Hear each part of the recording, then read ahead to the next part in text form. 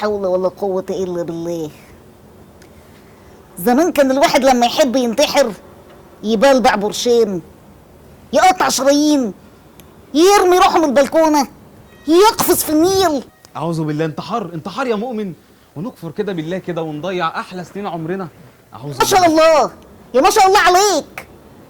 ما هو دلوقتي بقت الموضة الجديدة في الانتحار ان خلاص اللي عايز ينتحر يضيع وقته على النت من غير ما يستفيد اي حاجة، يفضل كده متخدر قدام حتة الشاشة دي، اعوذ بالله، لحد ما قطر العمر يهرس ايامه.